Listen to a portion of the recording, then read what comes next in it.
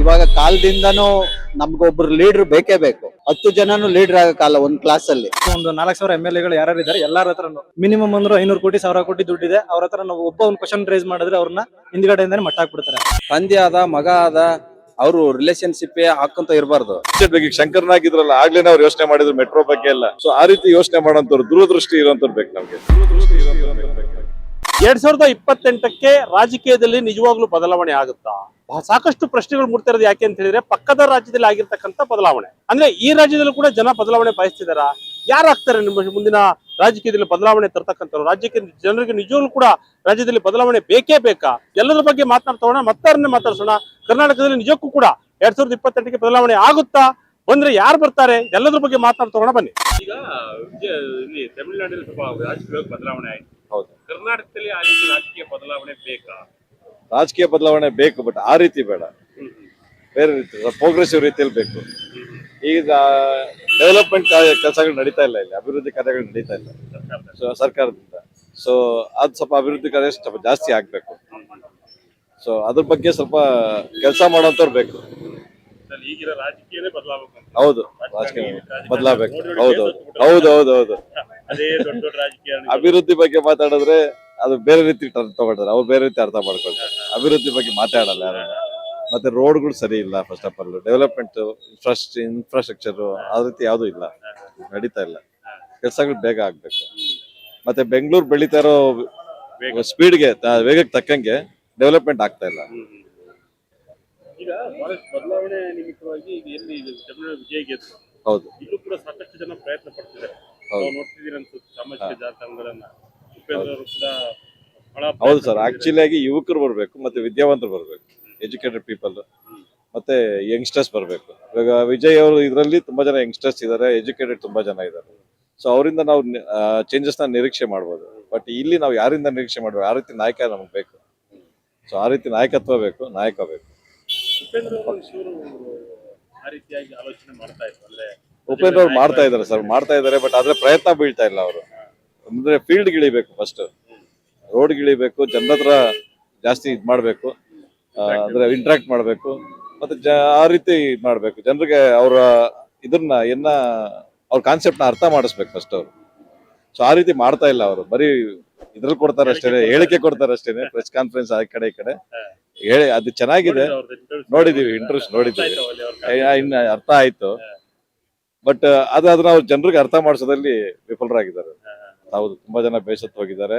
ಮತ್ತೆ ಇನ್ನೊಂದು ಇರೋ ರೋಡ್ಗಳನ್ನ ಸರಿಯಾಗಿ ಮೇಂಟೈನ್ ಮಾಡ್ತಾ ಇಲ್ಲ. ಹೊಸದಾಗಿ ಲೇಔಟ್ಗಳು ಬಡಾವಣೆಗಳು ಮಾಡ್ತಾ ಇದ್ದಾರೆ, ಮತ್ತೆ ಟೌನ್ಶಿಪ್ಗಳು ಮಾಡ್ತಾ ಇದ್ದಾರೆ. ಬಿಡ್ದಿನೇ ತಗೊಳ್ಳಿ ಎಕ್ಸಾಂಪಲ್, ಟೌನ್ಶಿಪ್ ಆಗ್ತಾ ಇದೆ. ಈಗ ರೈತರು ಬೆಳೀತಾ ಇರೋ ರೈತರದೆಲ್ಲ ಜಮೀನುಗಳು ಕಿತ್ಕೊಂತಾ ಇದ್ದಾರೆ. ಇದೇ ರೀತಿ ಬೆಂಗಳೂರು ಬೆಳೀತಾ ಹೋದಕ್ಕೆ ಸುತ್ತಮುತ್ತ ನಮ್ಮ ರೈತರು ಮತ್ತೆ ಅಗ್ರಿಕಲ್ಚರ್ ಲ್ಯಾಂಡ್ ಪೂರ್ತಿ ಹೋಗ್ತಾ ಇದೆ, ನಾಶ ಆಗೋಗ್ತಾ ಇದೆ. ಹಿಂಗೆ ಆದ್ರೆ ಜನಸಂಖ್ಯೆ ಬೆಳೀತಾ ಹೋಗುತ್ತೆ ಅಷ್ಟೇ.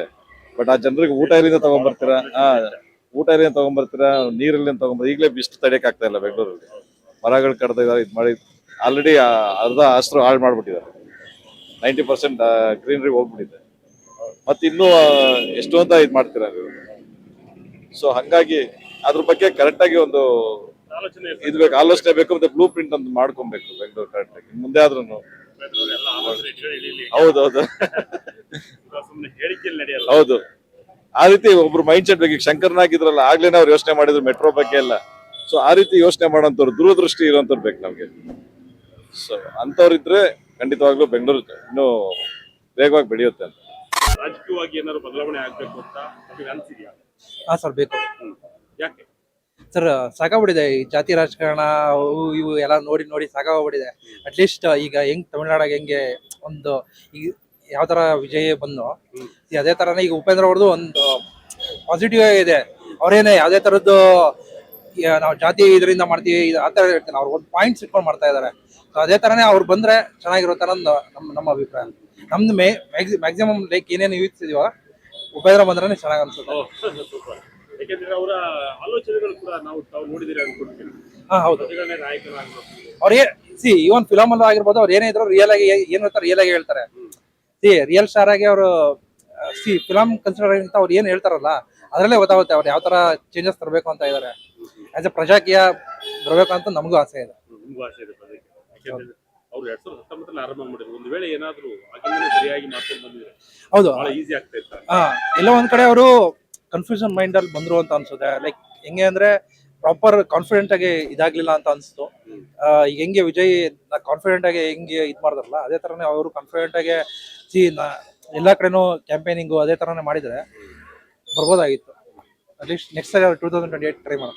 ಏನ್ ಹೇಳ್ತೀರಿ ಉಪೇಂದ್ರ? ಸರ್ ಏನಂದ್ರೆ ಲೈಕ್ ಹೆಂಗಾಗ್ಬಿಟ್ಟಿದೆ ಅಂದ್ರೆ ಅವ್ರಿಗೆ ಸಜೆಷನ್ ಕೊಡೋದು ಏನಿಲ್ಲ, ಅವರೆಲ್ಲ ಪ್ರಾಪರ್ ಆಗಿ ಇದ್ ಮಾಡ್ತಾ ಇದಾರೆ, ಎಲ್ಲಾ ಕಡೆನೂ ಕಾನ್ಸಂಟ್ರೇಟ್ ಮಾಡ್ತಾ ಇದಾರೆ. ಇನ್ನೊಂದೇನಂದ್ರೆ ಲೈಕ್ ಹೆಂಗಾಗಿದೆ ಅಂದ್ರೆ ಯಾವ ಸ್ಟೇಟ್ ಇನ್ ಲೈಕ್ ಯಾವ ಜಿಲ್ಲೆಯಿಂದ ಮುಖ್ಯಮಂತ್ರಿ ಯಾರು ಪ್ರೇಮ್ ಕ್ಯಾಂಡಿಡೇಟ್ ಇರ್ತಾರಲ್ಲ ಆ ಜಿಲ್ಲೆ ಒಳಗೆ ಜಾಸ್ತಿ ಸಪೋರ್ಟ್ ಹೋಗ್ತಿದೆ. ಫಾರ್ ಎಕ್ಸಾಂಪಲ್ ಈಗ ನಾರ್ತ್ ಕರ್ನಾಟಕ ಇರ್ಬೋದು, ಈ ಮಿಡಲ್ ಕರ್ನಾಟಕ ನಮ್ಮ ಚಿತ್ರದುರ್ಗ ಆಗಿರ್ಬೋದು. ನಾನು ಚಿತ್ರದುರ್ಗದವನು. ಬೇಸಿಕಲಿ ಇಲ್ಲಿ ಏನು ನಮ್ಗೆ ಅಂತ ಪ್ರೋಗ್ರೆಸ್ ಏನಿಲ್ಲ. ಎಲ್ಲ ಏನೇ ಪ್ರೋಗ್ರೆಸ್, ಏನೇ ರೋಡ್ಸ್, ಏನೇ ಮೆಟ್ರೋ ಯಾತೆ ಮಾಡೋದಾಗಿದ್ರು ಎಲ್ಲ ಫಸ್ಟ್ ಪ್ರಿಯಾರಿಟಿ ಇಲ್ಲೇ ಇರುತ್ತೆ. ಒಂದು ಬೆಂಗಳೂರು, ಮೈಸೂರು, ಮಂಡ್ಯ, ಹಾಸನ ಇಲ್ಲೇ ಹೋಗುತ್ತೆ. ದೊಡ್ಡ ನಗರಗಳಿಗೆ ಆ ಕಡೆ ಸೈಡ್ ಏನು ಇಲ್ಲೇ ಇಲ್ಲ. ಸೊ ಅಟ್ಲೀಸ್ಟ್ ಒಬ್ರು ಬರೋ ಲೀಡರ್ ಬಂದು ಎಲ್ಲಾ ಕರ್ನಾಟಕ ಅಂದ್ರೆ ಎಲ್ಲ 28 ಸ್ಟೇಟ್ ಏನಿದೆ ಎಲ್ಲಾ ಕಡೆನೂ ಈಕ್ವಲ್ ಆಗಿ ಕಾನ್ಸಂಟ್ರೇಟ್ ಮಾಡಿ ಯೂತ್ಸಿಗೆ ಯಾವ ತರ ಇದ್ ಮಾಡ್ಬೇಕು, ಎಲ್ಲ ಪ್ರತಿಯೊಂದು ಇದ್ ಮಾಡಿದ್ರೆ ಚೆನ್ನಾಗುತ್ತೆ. ಮುಂದೆ ಬದಲಾವಣೆ ಆಗ್ಲಿ ಅಂತ ಒಳ್ಳೆ ಬದಲಾವಣೆ ಬೇಕೇ ಬೇಕು ಸರ್. ಸಾಕಾಗ್ಬಿಟ್ಟಿದೆ ನೋಡಿ ಇವ್ರದ್ದು ಯಾವ ಫ್ರೀ ಭಾಗ್ಯನೂ ಏನು ಬೇಡ. ಇರೋ ಬಜೆಟ್ ನ ಕರೆಕ್ಟ್ ನೋಡ್ಕೊಂಡು ಹೋಗಿ ಅದನ್ನ ಯಾವ ತರ ಯುಟಿಲೈಸ್ ಮಾಡ್ಕೊಂಡ್ರೆ ಚೆನ್ನಾಗಿರುತ್ತೆ ಸರ್. ಯಾವ ರೀತಿಯಾಗಿ ಬದಲಾವಣೆಯನ್ನು ಬಯಸ್ತಾ ಇದೀಗ? ಸೌತ್ ಅಲ್ಲಿ ಇವಾಗ ತಮಿಳ್ನಾಡಲ್ಲಿ ನೋಡ್ತಾ ಇದೀವಿ ವಿಜಯ್ ಅವ್ರದ್ದು ಯಾವ ತರ ಬಂತು ಅಂತ. ಅಲ್ಲಿ ಚೇಂಜ್ ಆಯ್ತು, ಅದಕ್ಕೆ ನಮಗೂ ಚೇಂಜ್ ಬೇಕು ಅಂತ ಏನಿಲ್ಲ. ಒಂದು ಹೊಸ ಬದಲಾವಣೆ ಬಂದ್ರೆ ಏನಾದ್ರು ಇವ್ರದ್ದು ಏನ್ ಹೇಳ್ತಾ ಇದಾರೆ ಸಿದ್ಧಾಂತ ಇದೆ ಪಕ್ಷದ್ದು, ಇವ್ರದ್ದು ಇಂಡಿವಿಜುವಲ್ ಆಗಿ ಏನ್ ಹೇಳ್ತಾ ಇದಾರೆ ಅದು ನಮಗೊಂದು ಪಾಸಿಟಿವ್ ಆಗಿ ಅನಿಸ್ತಾ ಇದೆ. ಏನಾದ್ರು ಚೇಂಜ್ ಆಗ್ಬೋದು. ಅವ್ರನ್ನ ಚೇಂಜ್ ಮಾಡಿ ಪಕ್ಷ ಚೇಂಜ್ ಮಾಡಿ ಅಂತ ಹೇಳ್ತಾ ಇಲ್ಲ, ನಮ್ಮನ್ನ ಚೇಂಜ್ ಆಗಿ ಅಂತ ಹೇಳ್ತಾ ಇದಾರೆ. ಜನಗಳಾಗಿ ಪ್ರಜೆಗಳಾಗಿ ನೀವು ಚೇಂಜ್ ಆಗಿ, ನೀವು ಕೇಳಿ ಕ್ವಶನ್ಸ್, ನಾವ್ ಯಾರನ್ನೂ ಕೇಳ್ತಾ ಇಲ್ಲ. ಇವಾಗ ಏನಾಗ್ತದೆ, ಈಗ ಇಲ್ಲೊಂದು ಏನೋ ಒಂದು ಕೆಲಸ ನಡೀತಾ ಇದ್ರೆ ನಮ್ಗೆ ಗೊತ್ತಿಲ್ಲ ಯಾರು ಮಾಡಿಸ್ತಾ ಇದಾರೆ, ಏನಾಗ್ತಾ ಇದೆ ಅಂತಾನೆ ಗೊತ್ತಿರಲ್ಲ. ಅವ್ರೇನ್ ಹೇಳ್ತಾ ಇದಾರೆ, ಒಂದು ಟ್ರಾನ್ಸ್ಪರೆನ್ಸಿ ಬರುತ್ತೆ, ಒಂದು ಆಪ್ ಬರುತ್ತೆ. ಆಪಲ್ಲಿ ನಾವು ನೋಡ್ಬೋದು ಯಾರು ಮಾಡ್ತಾ ಇದಾರೆ, ಎಷ್ಟು ಅನುದಾನ ಬಂದಿದೆ, ಎಷ್ಟು ಖರ್ಚಾಗಿದೆ, ಇನ್ನು ಎಷ್ಟು ಉಳಿದಿದೆ, ಎಲ್ಲದೂ ಒಂದು ಟ್ರಾನ್ಸ್ಪರೆನ್ಸಿ ಸಿಗುತ್ತೆ. ಸೊ ಇವಾಗ ಅವ್ರ ಕೆಲಸ ನೋಡಿ ನಾವು ನೆಕ್ಸ್ಟ್ ಟೈಮ್ ಜಡ್ಜ್ ಮಾಡ್ಬೋದು. ಇವ್ರಿಗೆ ಮತ್ತೆ ಇನ್ನೊಂದ್ ಕಡೆ ಏನೋ ಟೆಂಡರ್ ಬರುತ್ತೆ, ಇವ್ರು ಕೊಟ್ರೆ ಕೆಲಸ ಚೆನ್ನಾಗಿ ಮಾಡ್ತಾರ, ಕ್ವಾಲಿಟಿ ಇರುತ್ತಾ ಅಂತ ನಮ್ಗೆ ಗೊತ್ತಾಗುತ್ತೆ. ಅವಾಗ ನೆಕ್ಸ್ಟ್ ಬೇರೆ ಬೇಕು ಅಂದ್ರೆ ನಾವೇ ಚೂಸ್ ಮಾಡ್ಬೋದು, ಆಪ್ ಮುಖಾಂತರ ಚೂಸ್ ಮಾಡ್ಬೋದು. ಇನ್ನು ಬೇರೆ ಈಗ ನಾರ್ತ್ ಅಲ್ಲಿ ನೋಡಿದ್ರು ಕಾಕ್ರೋಚ್ ಜನತಾ ಪಾರ್ಟಿ ಬರ್ತಾ ಇದೆ, ಒಂದು ಅಲೆ ಶುರುವಾಗಿದೆ. ನಾವೇನೇ ಅನ್ಎಂಪ್ಲಾಯ್ಡ್ ಅಲ್ಲ, ಬಟ್ ಅನ್ಎಂಪ್ಲಾಯ್ಡ್ ಗಳಿಗೆ ಅಂತಾನೆ ಅವರು ಮಾಡ್ಕೊಂಡಿದ್ದಾರೆ. ಅದೇ ತರನೇ ಒಂದು ಬದಲಾವಣೆ ಇದ್ರೆ ಬಯಸ್ತಿರೋದು ಅವರು ಸೇವಕನಾಗ್ಬೇಕು, ಅವರಿಗೆ ಅಧಿಕಾರ ಮಾಡೋದು ಬೇಡ. ಇವಾಗ ಇರೋರು ಸೇವಕರನ್ನೇ, ಬಟ್ ಅದನ್ನ ನಾವು ಆತರ ನೋಡ್ತಾ ಇಲ್ಲ. ಅವ್ರು ಹೇಳಿದ್ರು ನಾವು ಅವ್ರನ್ನ ಕ್ವಶನ್ ಏನಕ್ಕೆ ಮಾಡಕ್ ಆಗ್ತಾ ಇಲ್ಲ ಅಂದ್ರೆ, ಯಾರೋ ಒಬ್ಬ ನಮ್ಮಂತವ್ರು ನಿಮ್ಮಂತವ್ರು ಒಬ್ರು ಅಧಿಕಾರಕ್ಕೆ ಬರ್ತೀವಿ, ನಮ್ಮ ಹತ್ರ ದುಡ್ಡಿಲ್ಲ, ಬೆಳವಣಿಗೆ ಇಲ್ಲ, ಬ್ಯಾಕ್ ಗ್ರೌಂಡ್ ಇಲ್ಲ. ಡೈರೆಕ್ಟ್ ಆಗಿ ಯಾರೋ ಒಬ್ರು ಬಂದು ಕ್ವಶನ್ ಕೇಳ್ತಾರೆ, ಏನ್ ಮಾಡಿದ್ಯಪ್ಪ ನೀನು ಓಟ್ ಆಗೋದ್ ಕೆಲಸ ಅಂತ. ಇವಾಗ ಇರೋಂತ ರಾಜಕಾರಣಿಗಳು not only Karnataka, all over India ಎಷ್ಟು ಒಂದು 4,000 MLA ಯಾರು ಇದ್ದಾರೆ, ಎಲ್ಲಾರ ಹತ್ರನು ದುಡ್ಡಿರೋರೇ ಇರೋದು. ಮಿನಿಮಮ್ ಅಂದ್ರೆ 500 ಕೋಟಿ 1,000 ಕೋಟಿ ದುಡ್ಡಿದೆ ಅವ್ರ ಹತ್ರ. ನಾವು ಒಬ್ಬ ಒಂದು ಕ್ವಶನ್ ರೇಸ್ ಮಾಡಿದ್ರೆ ಅವ್ರನ್ನ ಹಿಂದ್ಗಡೆಯಿಂದಾನೆ ಮಟ್ಟ ಹಾಕ್ಬಿಡ್ತಾರೆ. ಸೊ ಯಾರು ಕ್ವಶನ್ ಮಾಡಕ್ ಆಗ್ತಾ ಇಲ್ಲ.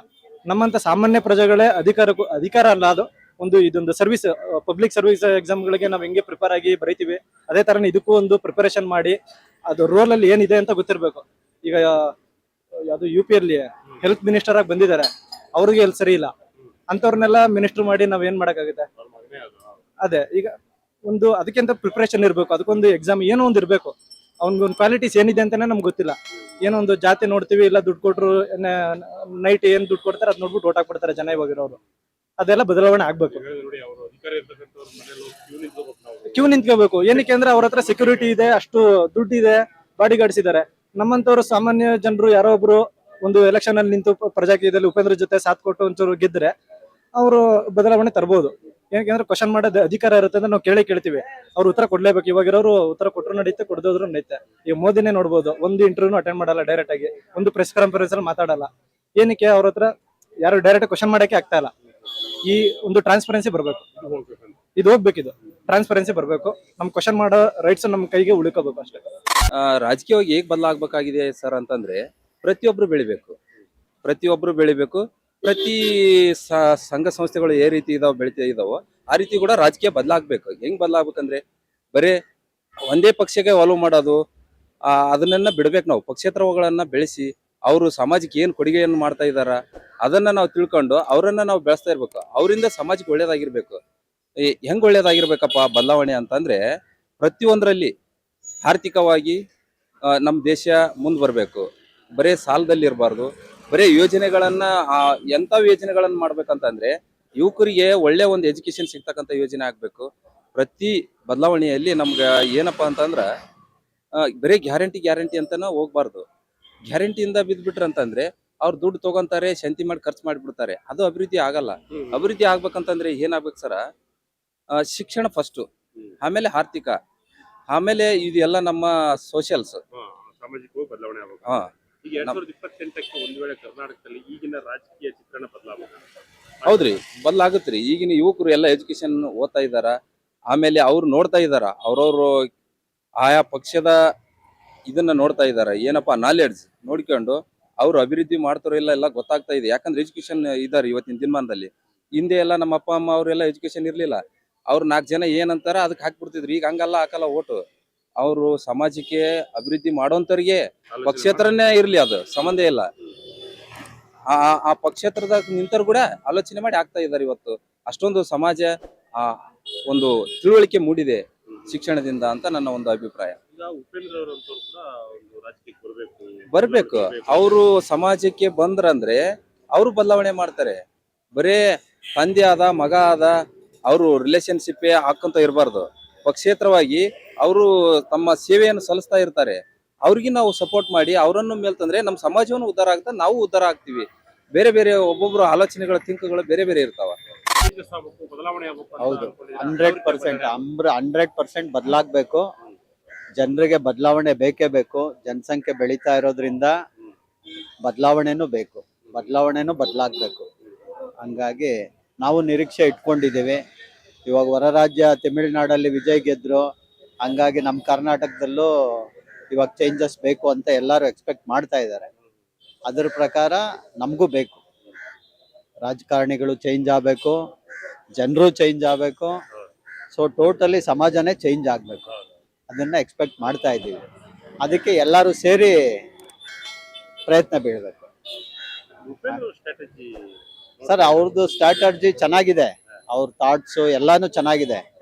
ಅವ್ರು ಹೇಳೋ ಒಂದೊಂದು ರೀತಿ ಹೆಂಗೆ ಬದಲಾವಣೆ ಆಗಬೇಕು ಹೇಳ್ತಾ ಇದ್ದಾರೆ. ಬಟ್ ಜನರ ಮೇಲೆ ಬಿಡ್ತಾವ್ರೆ. ಇವಾಗ ಕಾಲದಿಂದನೂ ನಮ್ಗೊಬ್ರು ಲೀಡ್ರ್ ಬೇಕೇ ಬೇಕು. ಲೀಡ್ರ್ ಇದ್ರೆ ಅವ್ನು ಹೇಳ್ಕೊಟ್ಟಿದ್ ಮಾರ್ಗದಲ್ಲಿ ಜನಗಳು ನಡೀತಾರೆ. ಹಂಗಾಗಿ ಒಬ್ರು ಲೀಡ್ರ್ ಬೇಕು. ಇವ್ರು ಹೇಳ್ಬಿಟ್ಟು ನೀವೇ ಲೀಡ್ರ್ ಆಗ್ರಿ ಅಂದ್ರೆ 10 ಜನನು ಲೀಡ್ರ್ ಆಗಕ್ಕಲ್ಲ. ಒಂದ್ ಕ್ಲಾಸ್ಗೆ ಒಬ್ಬ ಲೀಡ್ರ್ ಇರ್ಬೇಕು. ಸೊ ಅವನ ಇದ್ರಲ್ಲಿ ಅವಾಗಿಂದಾನು ನಡ್ಕೊ ಬಂದಿದೆ. ಅಲ್ಲ, ಉಪೇಂದ್ರ ಅವ್ರಿಗೆ ಇದನ್ನ ಹೇಳ್ತಾ ಇದೀನಿ, ಕ್ಲಾಸ್ಗೆ ಒಬ್ಬ ಲೀಡ್ರು ಅಂತ ಇರ್ಬೇಕು ತಾನೆ. ಹಂಗೆ ಪ್ರತಿಯೊಂದು ಪಕ್ಷಕ್ಕೂ ಒಬ್ಬ ಲೀಡ್ರು. ಇವಾಗ ಇವ್ರೊಂದು ಪಕ್ಷ ಕಟ್ಟಿದ್ದಾರೆ, ಇವರೇ ಲೀಡ್ರ್ ಆಗ್ಬೇಕು. ಇವ್ರ ಲೀಡ್ರ್ ಆದ್ರೆ ಇವ್ರು ಹೇಳಿದ್ದನ್ನ ಕೇಳ್ತಾರೆ. ಅವಾಗ ಜನರು ಅವ್ರಲ್ಲಿ ಒಬ್ಬ ಲೀಡ್ರ್ ಆಯ್ತಾನೆ. ಹಂಗೆ ಒಬ್ರಿಗೊಬ್ರು ಅವ್ರು ಹೆಂಗೆ ಹೇಳ್ತಾರೆ, ಒಬ್ರಿಂದ ಒಬ್ರು ಹಂಗೆ ಒಬ್ರಿಂದ ಒಬ್ರು ಲೀಡ್ರು. ಇವ್ರ ಲೀಡ್ರ್ ಆದ್ರೆ ಇನ್ನೊಂದು 10 ಜನದಲ್ಲಿ ಇನ್ನೊಬ್ಬ ಲೀಡ್ರ್ ಆಯ್ತಲ್ಲ. ಹಂಗೆ ಒಂದೊಂದು ಗ್ರೂಪ್ಗೆ ಒಬ್ಬ ಲೀಡ್ರ್ ಮಾಡ್ಬೇಕು. ಅದನ್ನ ಯಾರು ಮಾಡ್ಬೇಕು? ಪಕ್ಷ ಕಟ್ಟಿದವ್ರು ಮಾಡ್ಬೇಕು, ಮುನ್ನೆಲೆ ತಗೋಬೇಕು. ಸೊ ಓಕೆ, ಮಾತಾಡಿದ್ರೆ ಅವ್ರು ಖರ್ಚಾಗುತ್ತೆ, ನಾವು ಸ್ಟೇಜ್ ಮಾಡ್ಬೇಕು, ಗುಂಪು ಸೇರಿಸ್ಬೇಕು, ಅವೆಲ್ಲ ಮಾಡ್ಲೇಬೇಕು.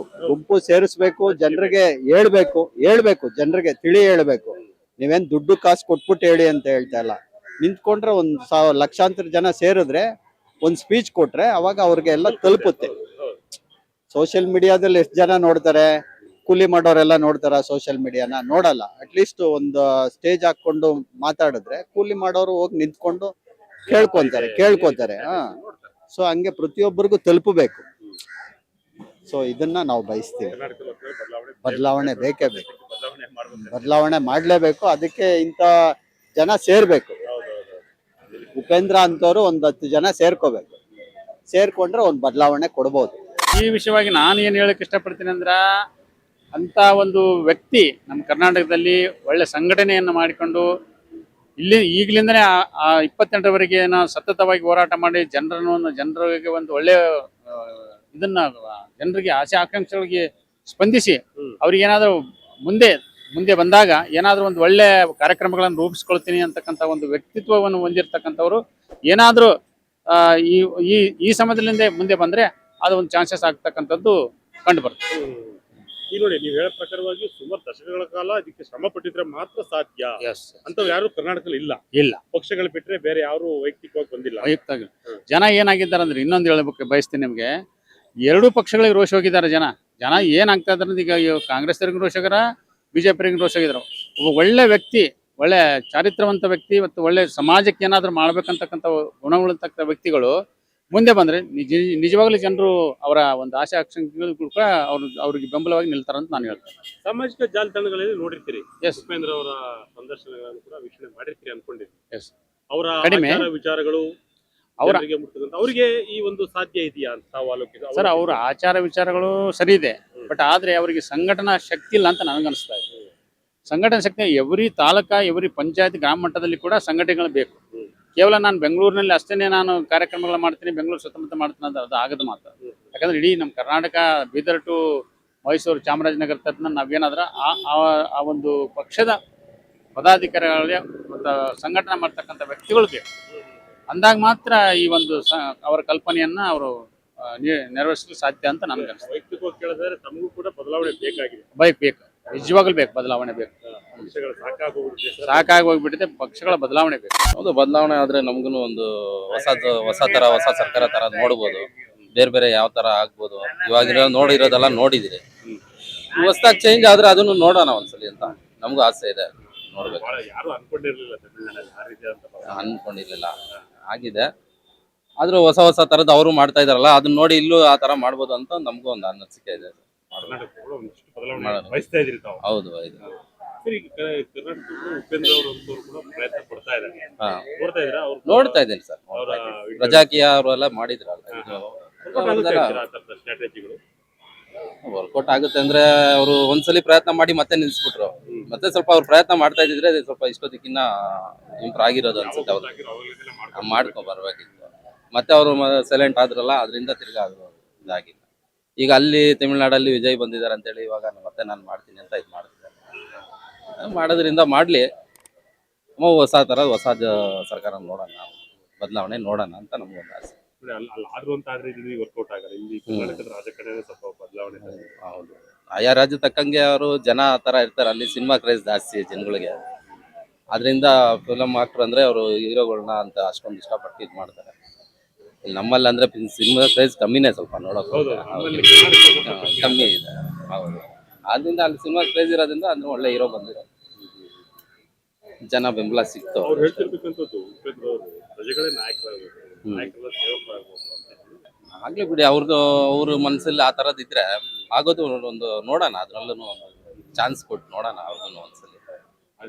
ಆಗ್ಲಿ ಒಂದು ಚಾನ್ಸ್ ಕೊಡೋಣ ಅವ್ರಿಗೂ. 2028 ಬದಲಾವಣೆ ಆಗ್ಲಿ ಅಂತ ಎಲ್ಲ ರಾಷ್ಟ್ರೀಯ ಪಕ್ಷಗಳು ನೋಡಿ ಸಾಕಾಗಿದೆ, ಹೊಸದು ನೋಡೋಣ.